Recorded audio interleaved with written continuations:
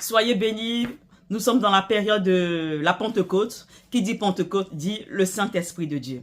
Et quand je méditais le passage du livre des Actes des Apôtres au chapitre 1, le Seigneur m'a donné un message ce matin pour peut-être quelqu'un qui me suit. Il dit de ne pas s'éloigner de Jérusalem. Voilà. Jérusalem qui est le symbole de la présence de Dieu. Alléluia. Je vais lire ce passage dans le livre des Actes des Apôtres à partir du chapitre 1. La Bible nous dit dans le livre des Actes des Apôtres chapitre 1 à partir du verset 1 jusqu'au verset 4.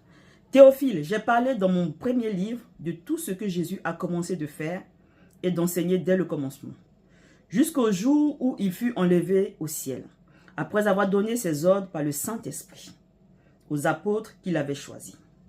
Après qu'il eut souffert, il leur apparut vivant et leur en donna plusieurs preuves, se montrant à eux pendant 40 jours et parlant des choses qui concernent le royaume de Dieu.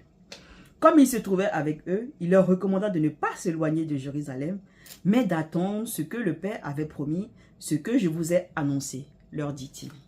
Il dit, ne vous éloignez pas de Jérusalem, mais attendez ce que le Père a promis, ce que je vous ai annoncé. Jésus avait annoncé, avait promis le Saint-Esprit quand il montrait au ciel.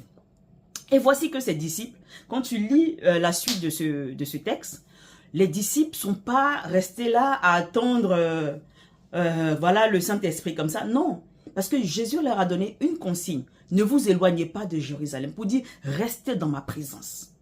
Restez dans une intimité avec Dieu. Restez dans une communion avec le Seigneur. Restez dans un moment, disposez-vous, voilà. Soyez disposés. Souvent, on attend des promesses de Dieu.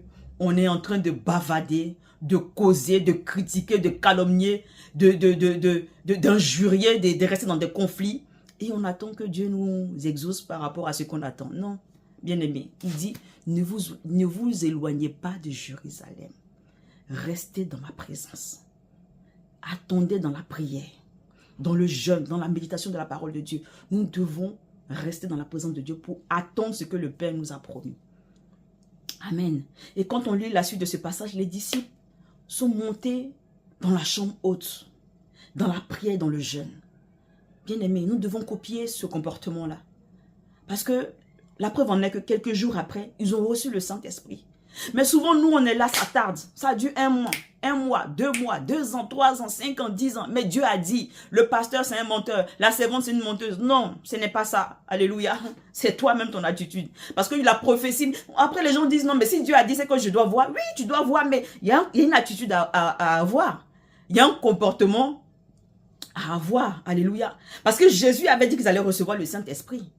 Le Père avait promis qu'ils allaient recevoir le Saint-Esprit. Mais est-ce que c'est pour autant que les disciples sont allés se balader à le temps de recevoir le Saint-Esprit? Non. Ils sont restés dans une attitude de prière. Une attitude de consécration. Alléluia. Alors donc quand Dieu te promet quelque chose, tu dois copier ces disciples-là. Avoir ce comportement de disciple, être discipliné et ne pas être dans les choses terrestres. La Bible dit quoi? Que les disciples sont montés dans la chambre haute. Ils ne sont pas restés au rez-de-chaussée. Ils ne sont pas restés en bas, dans les choses terrestres. Parce qu'en bas, là, c'est la boue, c'est la saleté, c'est la poussière, c'est tout ce qui est terrestre.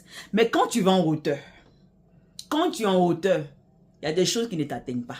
Quand le serpent passe là, il ne peut pas t'atteindre en hauteur.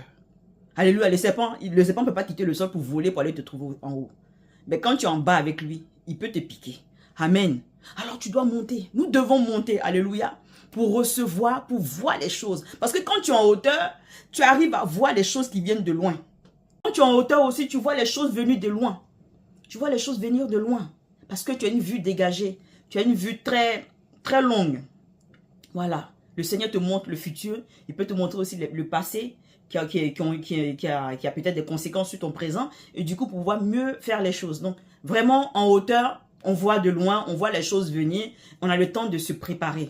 Mais quand tu es dans les choses d'en bas, alléluia, les choses te surprennent bien évidemment. Alors nous devons rester dans la prière. Nous ne devons pas nous éloigner de Jérusalem. Nous devons rester dans la présence de Dieu et attendre ce que le Père nous a promis. Alléluia. Restons dans la présence de Dieu.